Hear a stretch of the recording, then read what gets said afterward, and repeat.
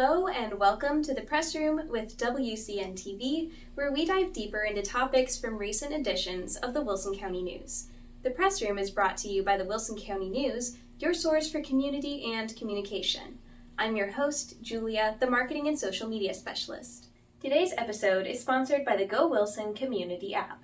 The free Go Wilson app is your connection to the community and gives you hands-on access to the Wilson County News, the La Vernia News, the Go Wilson 360 Community Calendar, and the City of Floresville, all in one place. The app is your go-to for all things to do and to know in the Wilson County, Texas area. With the app, you receive breaking news notifications, read and listen to every single article within the app, share articles with friends, keep up with local burn ban policies, and more. You can even watch the press room from within the app. The app is free to download on Apple and Android devices at gowilsonapp.com or by searching the App Store or Google Play. Everything we're talking about in today's video has appeared in recent editions of the weekly Wilson County News. We're covering the following topics. In last week's episode of The Press Room, we visited the Wilson County No-Kill Animal Shelter, where shelter president Alina Berlanga explained the basics of running the county's no-kill animal shelter. We learned that it is not as simple as it seems, nor as she expected when she began the project in 2015. This week, we're continuing the conversation with Alina and learning about why the shelter is needed in our county. For the past couple of years, the Wilson County Mental Health Advisory Board Committee has partnered with Camino Real Community Services to host a Mind, Body, and Soul 5K.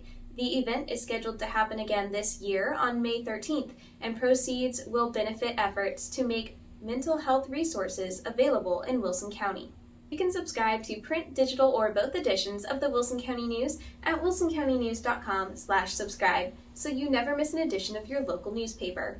Feel free to follow us where you're watching today so you're always up to date on the press room and our other WCN TV news. First on today's show, you'll meet Sarah Kennedy. You may know her from her position as Poth's municipal judge and her previous position as Wilson County Precinct 2 Justice of the Peace. Today she is joining us in her capacity as the president of the Wilson County Mental Health Advisory Board Committee and will inform us about the Mind, Body, and Soul 5K set for May 13th. Welcome to the press room. Thank you. It's great to be here. It's great to have you. I think this is your first time on the show, surprisingly. It is. I have watched many of your shows and I love them. They're really good. Well, so who are you and where are you from? That's a great question. My name is Sarah Kennedy and I'm just a local girl. I grew up here in Floresville and I've done a lot of different things over the years, but I'm here today just to share some of the exciting things that are coming up in the next few weeks. Wow, and so I understand that one of them involves some running and it's being put on by the Wilson County Mental Health Advisory Board Committee. Exactly. Yeah, exactly. So what is this committee? What do you do? Here is a flyer that talks about our upcoming race. And this is a fundraiser for the Wilson County Mental Health Advisory Board Committee. I've been on this committee for about 15 to 20 years, and the committee itself has actually been in existence, I believe, for almost 30 years. Wow. And it was established to help people who suffer from mental illness to have a sort of like a PTA, sort of like a parent-teacher organization. It's a 501c3 organization that helps provide funds for individuals and families who do suffer from mental health. We help buy personal needs, anything that they might have run out of before the next paycheck. When you run out of money before you run out of the month, you know how that goes. Yeah. So the advisory board also helps promote awareness of mental health. And you're so young, you probably don't remember when no one ever talked about mental health. It was very much a hush-hush kind of thing. But now I'm so excited because more and more people are realizing that if you have a mental health issue, it may not be permanent. If you have an intellectual development disability, that may be permanent, and that may be something genetic or maybe a traumatic brain injury. But almost everybody in life usually goes through a time when they have a cold or the flu, and they take medicine, and they start eating better, and they start exercising, and they get over those little things. And I'm so excited because one of the things that society is beginning to understand is that mental health is very much like our physical health. And a lot of things go hand in hand. I think that's one of the biggest things that we do as a committee is we want to make people more aware that a mental health illness is not a death sentence. It is not something you need to be ashamed of. That there are people, there are resources, there are emergency hotlines, there are all kinds of opportunities for you to get the help that you need without having to feel embarrassed or ashamed that, I'm going through a mental health crisis or I'm going through a mental health illness. It doesn't mean you're always going to be in that state. Right. So that's one of the exciting things, and one of the reasons I enjoy being on the board is that we get to promote that idea. Right, and so can anyone join in on your efforts or become a part of this board? Absolutely. We just had elections a few weeks ago, and I have been elected as the president of the board of directors for this committee. And Heather Silva, who owns the Camp Gladiator business here in Wilson County, she's one of the trainers. She's the vice president, and as vice president, she is also one of our activities persons. And her idea for this race actually started in 2021, and it was held at Hilton Nature Park, and it raised $1,000 the first year, $2,200 the second year, and our goal for this year is $3,000. There's a little QR code here, but in the show notes, I'm guessing, there will be a page where you can go online and look at it a little more closely. Absolutely. So the advisory board committee is committed to mental health awareness and helping people and helping Camino Real Services that serves, I believe, 9 counties in the South Texas area to provide the more professional services. And we help promote what Camino Real Services does for them. And that's also in the show notes page. Yeah, and so speaking of these efforts, tell us about this Mind, Body, and Soul 5K. When is it? What does this involve? What can people expect? It's the first time that the board is actually promoting it as it is. And Heather's original idea was about suicide prevention. Right. Suicide prevention is a big part of mental health. Good mental health, people with good mental health don't think about suicide so much, right? Yeah. I think every individual at one time or another has said something or done something and just wanted to crawl under a rock. And sometimes we might say, I just want to kill myself. But we don't really mean it. But sometimes people really do mean it, and that's a very serious thing. Yeah. And so these funds, the funds for this particular race, we're wanting to make sure that at least a portion of them go directly to suicide prevention efforts. And I really applaud Heather for having that foresight and that insight, because I think we all know at least one person who has suffered from mental health and unfortunately taken that horrible next step and just ended their own life. That's such a tragedy, and that's one of the things that we're wanting to do. And just being involved in this, just getting out there, and you or me being personally involved in running. I'm older than you are and not in such great shape, so my knees have taken a beating over the years. And so one of the cool things about this year's race is that we have implemented a sleepwalkers team. Okay. How does that work? We all like t-shirts, right? And today I'm wearing my Lions Club 5K shirt that I earned by sleepwalking. Okay. Someone in Lions Club said, well, we may not be able to go to the race itself, but we can support the race. And so if you sign up and register for the race, pay your $30, it can all be done online, then you get a t-shirt that says, I supported the race. Yeah. But you might think that I just actually do 5K races all the time. Great.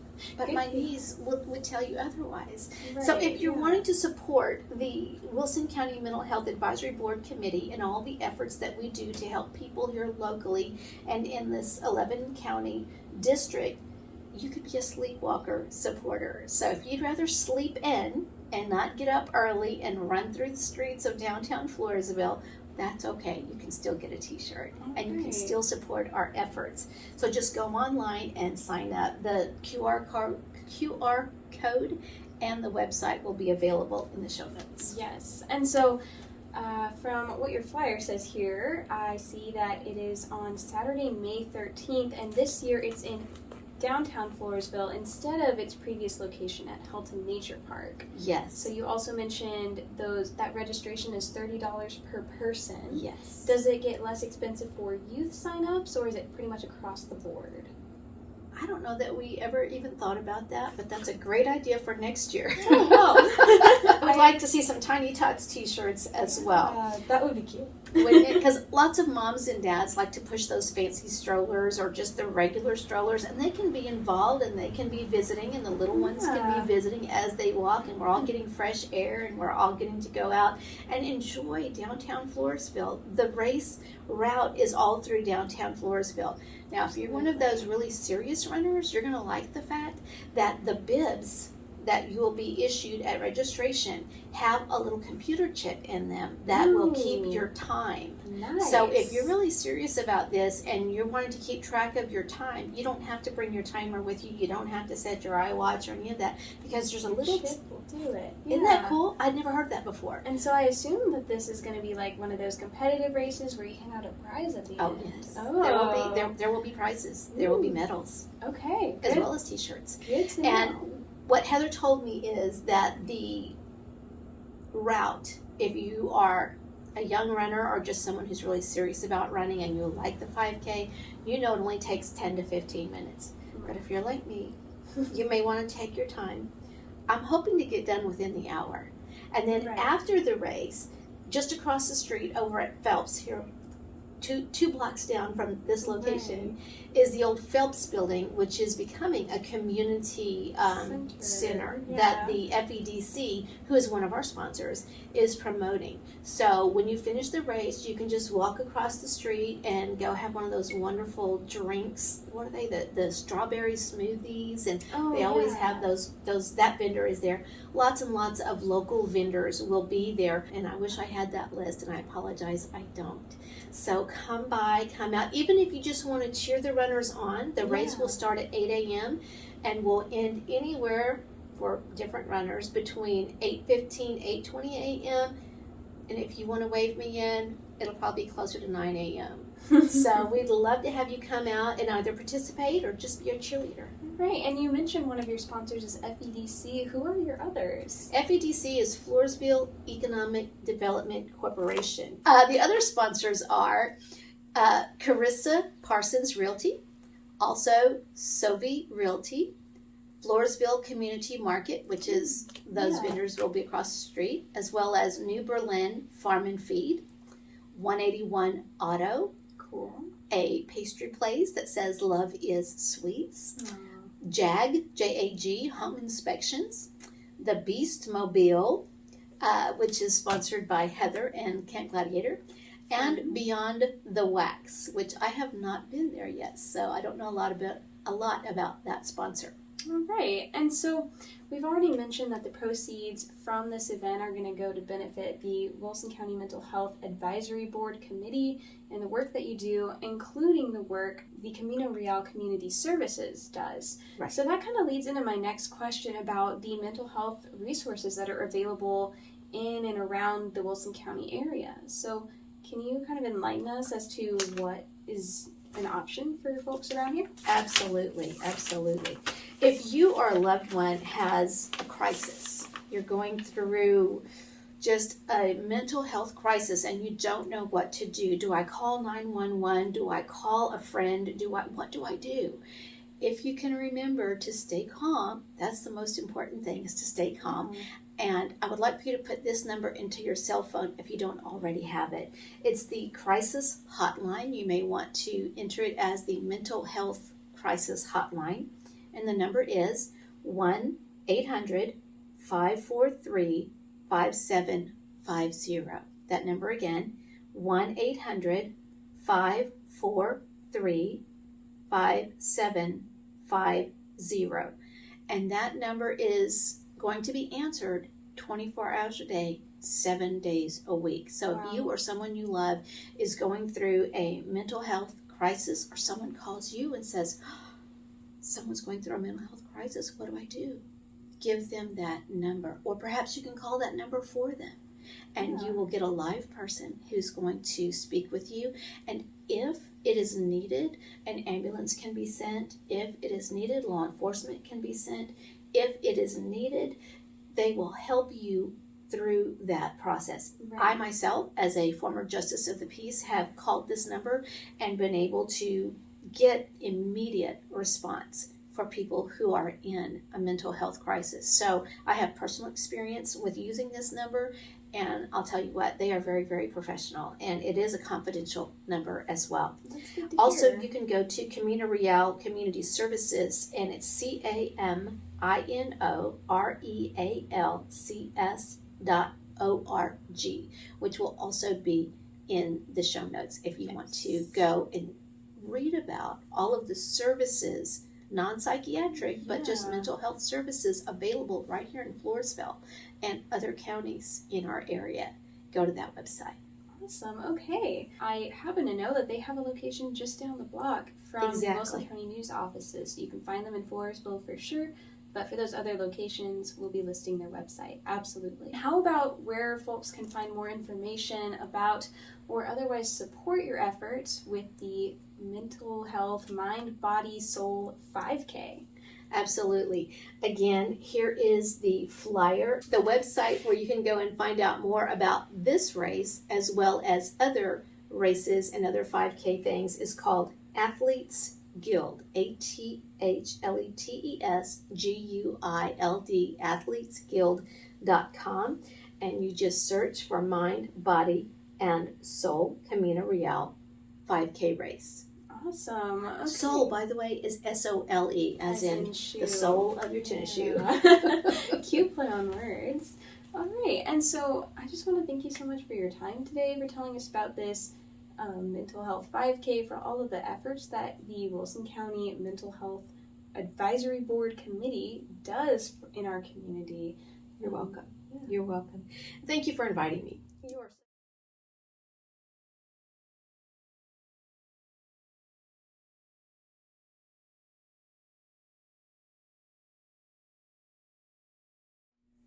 Remember to register for the Mind, Body, and Soul 5K by April 30th if you want to guarantee a t-shirt.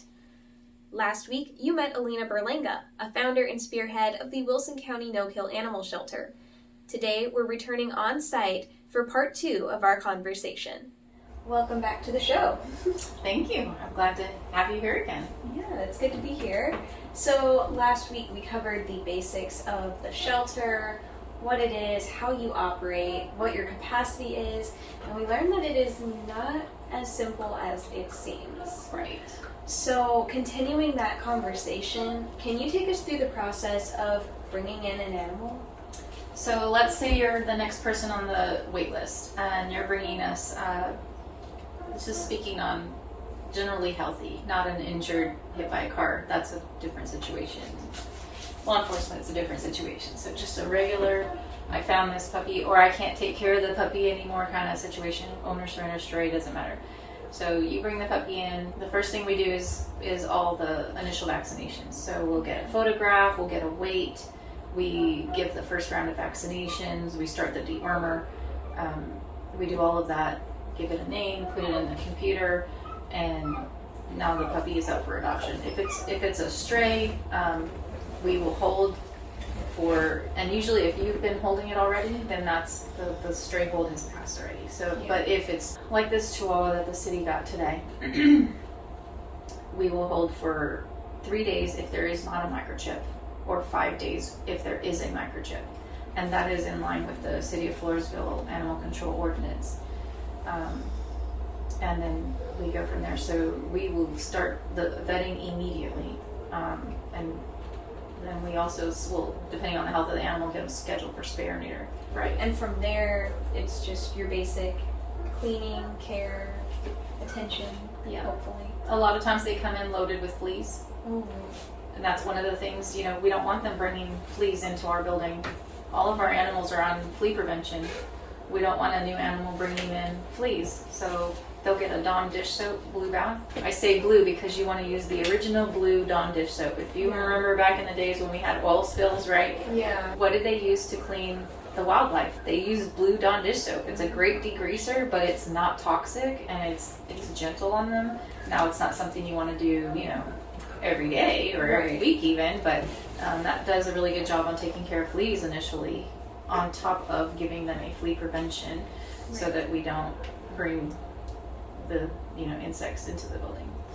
Makes sense. Okay. Same thing with the vaccinations. Yeah. So you're making sure that none of those diseases are going to infect the Right. healthy dogs that you have, Right. lead to an epidemic where you eventually may have to euthanize. right. Right. So we want to prevent that as much as possible, and we do that at the front end, if you want to say it that way. Okay. And so, that said, what are some expectations that folks commonly come in with when they're trying to bring in an animal? And, can we go through maybe what's correct, what's not, and why? A lot of times people think that they can bring a dog or cat and just drive up and bring them in the office and they sign a piece of paper and they go on their way. That's actually not how it works. If we were a city or county facility, like owned by the city or county, which we're not, and we will never be, that's different because that is something that was established and paid for by taxpayers. Yeah. And they're required then by law to have open intake. But you have to understand, when you have open intake like that at any city or county facility, they will euthanize for space. So if you're bringing in one, that means that they're going to take, this is not us, but a taxpayer program, they're going to take one from the back and put it down to make space for the one you're bringing in. So if someone brings in a litter of puppies, how many are they going to kill on the other end to make space for that? We don't do that. Our process, I should say, is you have to be on the wait list. Some people will get very frustrated, and we have to explain we operate at capacity all the time because we don't euthanize for space. So operating at capacity means we have a wait list. If people don't want to wait, we always encourage, if this was your dog that was missing and someone found your dog, if they don't have room at the shelter, would you want them to just turn them loose again or take them and put them down or at a clinic or whatever? My husband won't let, he doesn't want this dog to go back to my house. Well, I understand that. My husband doesn't either. Right. But there's not a lot of choices. I mean, we're stuck. We can't just keep stacking kennels. That's inhumane. And then we don't have enough people that could even take care of all those additional kennels if we did build them or stack them up. So, but like I said in our previous talk, if they can hold on to the dog, even if it's just a few days, just to give a potential owner time to find their dog, that helps tremendously. But in that time, we can start the vaccinations. We can get them on a flea prevention. We can, if it's an adult dog, we can do the 4DX test. They just need somewhere to stay temporarily. We'll even provide the food, we'll provide the kennel, whatever it is. So it's just them having a safe place temporarily. A lot of times we can move the dog, depending on the situation, in 2 or 3 weeks. That's not much. It's really frustrating that I will sometimes see people, post pictures. I saw one on the Floresville social page the other day. Oh, this poor dog, I hope someone helps it. Why don't you be the helper? Right. Why are you going to post on social media that this dog needs help? Why can't you be the helper? Well, I can't because there's a whole slew of reasons. Well, I can't either, but I do.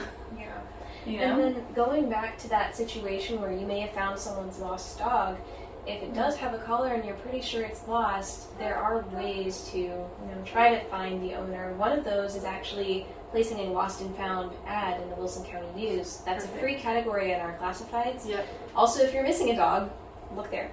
I always tell people too, the first thing you find a dog, take it to your nearest vet clinic. Have them scan for a microchip. We have a scanner here too.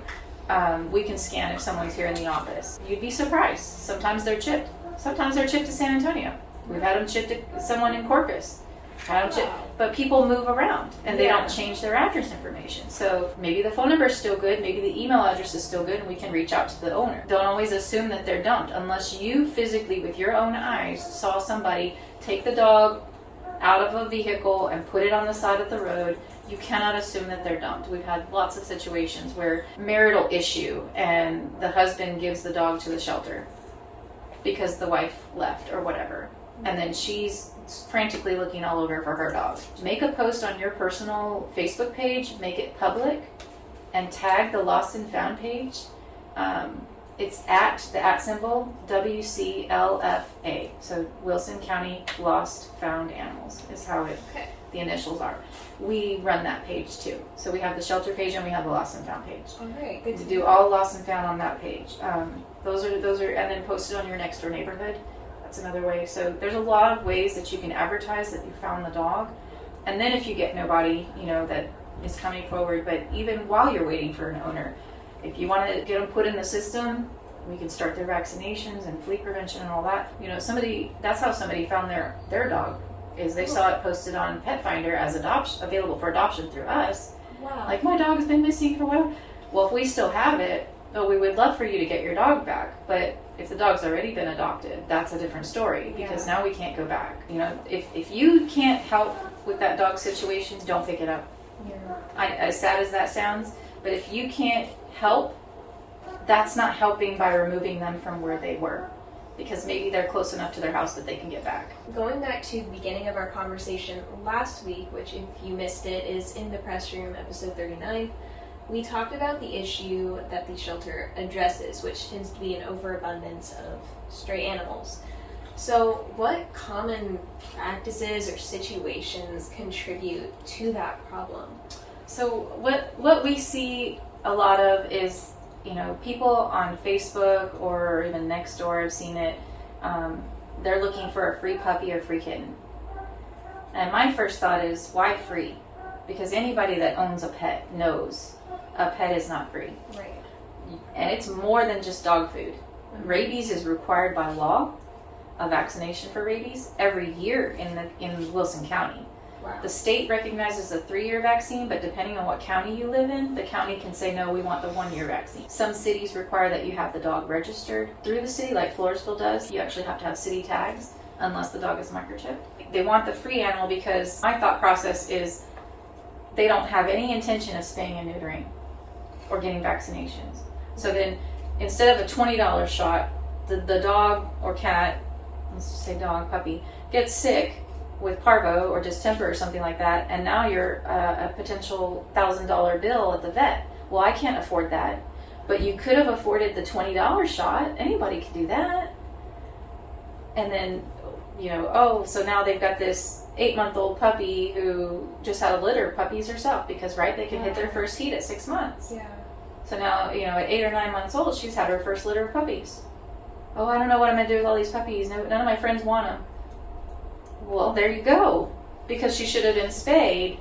And now we've got a mom that's not spayed that also has 8 puppies or however many. That's where the overpopulation comes in. And, I was going to do it. And, I was thinking about it, and just a lot of different excuses. Just get them spayed and neutered.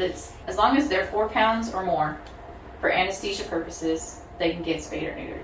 That typically is going to be, 8 to 12 weeks, something like that, at the youngest. We do all of our males and females somewhere between 4 and 6 months. Right. So just get them spayed and neutered. That would help tremendously. And then, I just saw another one on Facebook the other day. Well, not everybody wants a shelter dog. Okay, because he didn't want his dog neutered. Okay, but an unneutered male impregnates females, and then the owner of that female, or if it's a stray dog, here we go, she's going to end up with, probably 70 puppies by the end of the year if she's not fixed. So it's just it's a vicious cycle. If we don't get a hold of it somehow, some way, Oh, my puppy's so smart. She's so cute. I need to let her have a litter. No, you don't, really.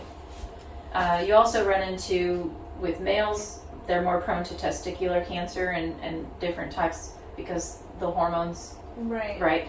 Females, same thing. You could have where they have pyometra, which is an infection of the uterus. That can be life-threatening for them. So spay them. That's the easiest fix. And if they were to get that and you caught it in time, then that's what the vet would do. But now you're talking, probably $600 versus a regular spay would have been like $150 or $200, maybe, depending on what vet. So, yeah. Right. So that all being said, does this problem of, overpopulation of stray animals, people not being able to take care of the sudden instance of kitten litters or puppies, does that lead to an overflow of animals here?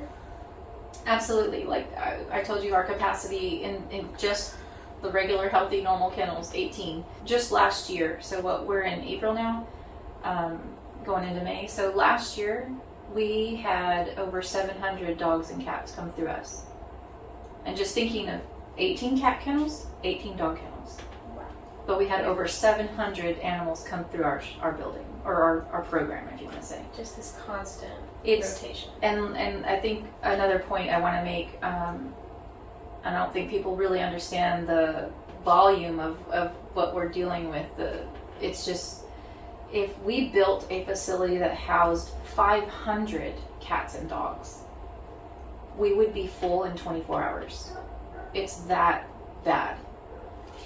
And until people feel that it's important enough to, instead of that, fancy manicure or that, case of beer, can we just spay or neuter the cat or the dog and get out of, at least make a dent in this?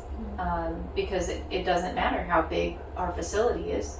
We will never get a handle on it until we change the attitude of what most people have.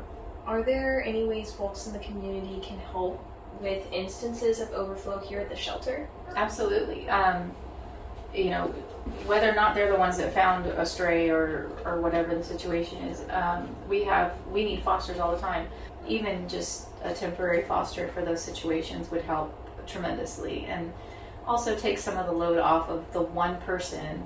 Like I said, it's usually one person that's here cleaning for 4 hours a day. Yeah. In the morning anyway, and that's cleaning, feeding, medicating, walking, playing. So, wow. Well, are there any requirements to being a foster home for a dog or a cat? There's a form that you would fill out. Ideally, we would want to see the arrangement that they'd be in.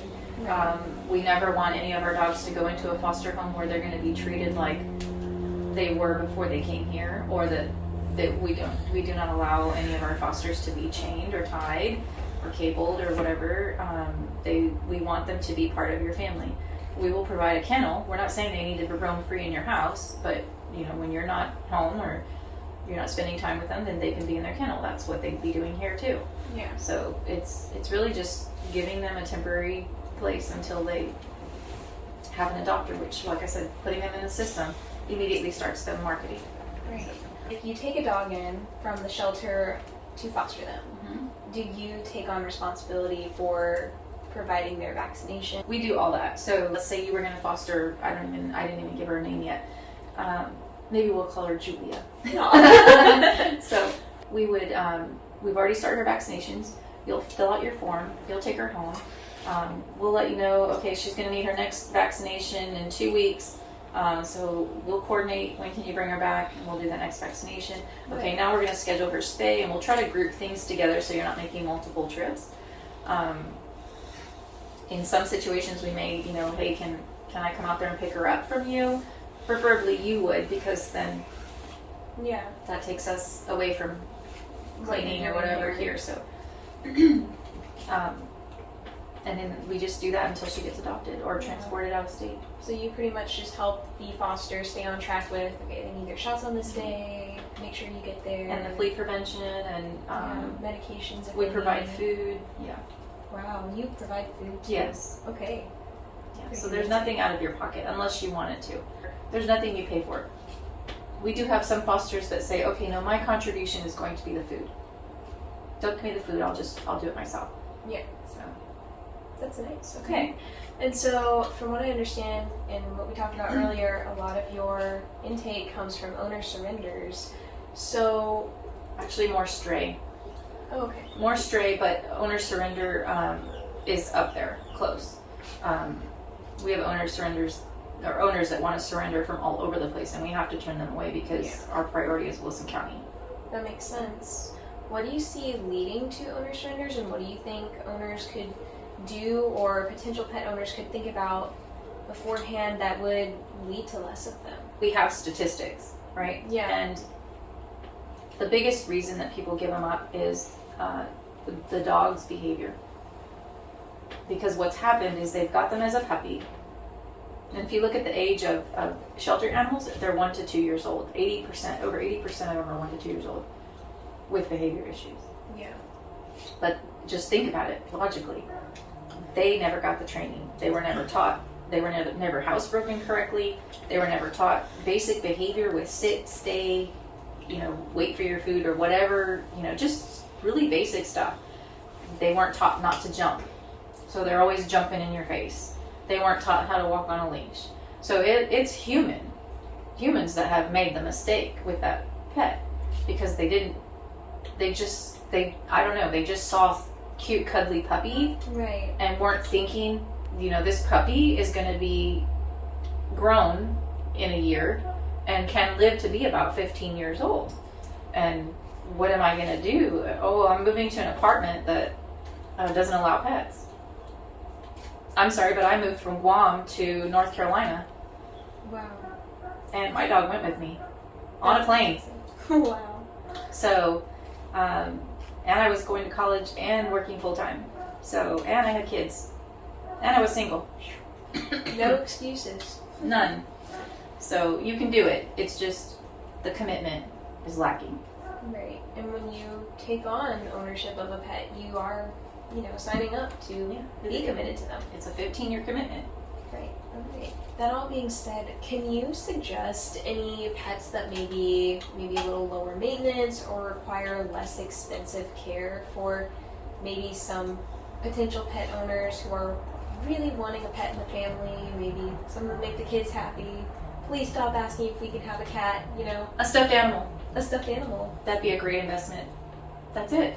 It's just, the initial $50 and you're done. Right. Or you can foster. Yeah. And you don't have the lifetime commitment. You just have the short period of time that the animal's with you until they get adopted by someone else. Makes sense. Yeah. I would say those would... Really, honestly, there's not going to be any low maintenance animals because they're all going to require veterinary care, food, and attention and socialization and all of that. So either a stuffed animal or foster would be my suggestion. I can't say that a gerbil would be less or a snake would be less. They still have to have. We have to be responsible for that, right? For every aspect of their life. Feeding, caring, vet, whatever. It's I'm in a vet group too for more educational purposes for me, but the vets respond to people that ask questions, and the majority of the people I see on there, well, I can't afford to go to a vet. Then don't get a pet. It's a lot of responsibility. Simple answer. Not just time, but money. Yeah. We know that y'all are always in need of volunteers. You expressed that in last week's video as well. But not everyone is in a situation where they can volunteer, even if they do want to help. Mm-hmm. Are there any other ways that folks can help or contribute to your efforts here at the shelter? We get people a lot, I can't volunteer, I can't physically handle the dogs, or I'm afraid of big dogs, or my mobility is not the greatest or whatever. Right. Maybe you can sit in the office and answer visitors or answer messages here. You can donate. You can share our Facebook posts when we are asking for help or advertising a fundraising event or something like that. You can help at events if you want to come. Even just sit at our booth and our table and be friendly with people. So there's a lot of other things that people can do. Or foster too. If you can't get out of the house, I'll bring you a dog. Good to know. Good to know that there are options. And so I assume to make arrangements to do any of that, they would just need to reach out to the shelter. Yeah, I would say the best way is our email, and that we could forward to whoever is responsible for that, whether it's coordinating volunteers or adoptions or whatever.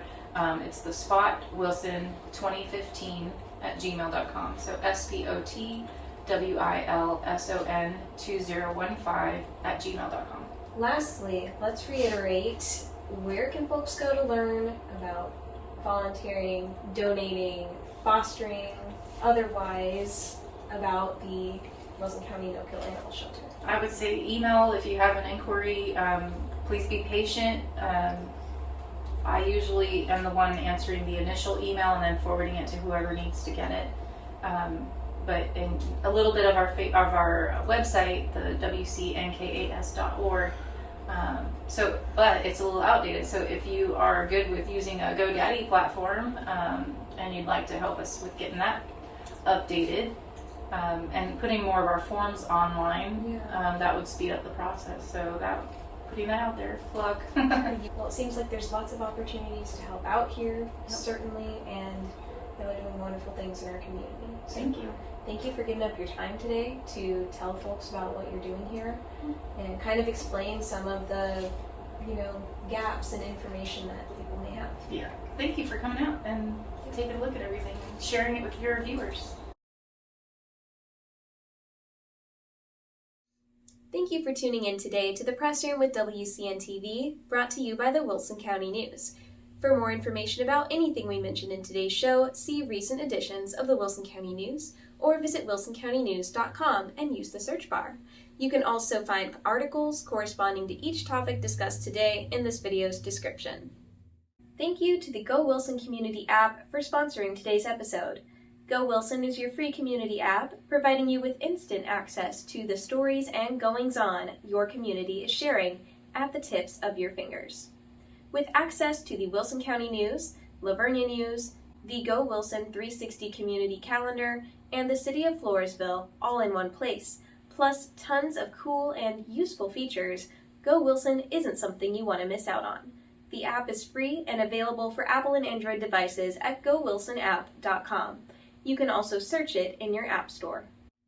Remember to follow us where you're watching today so you never miss an episode, and consider subscribing to receive the print or digital editions of the Wilson County News each week. You can find more news or subscribe at wilsoncountynews.com, or download our app, Go Wilson, to receive updates from our newsroom at your fingertips. The app is available for Apple and Android devices at gowilsonapp.com. We hope you'll tune in next week for another episode of The Press Room. We'll see you then.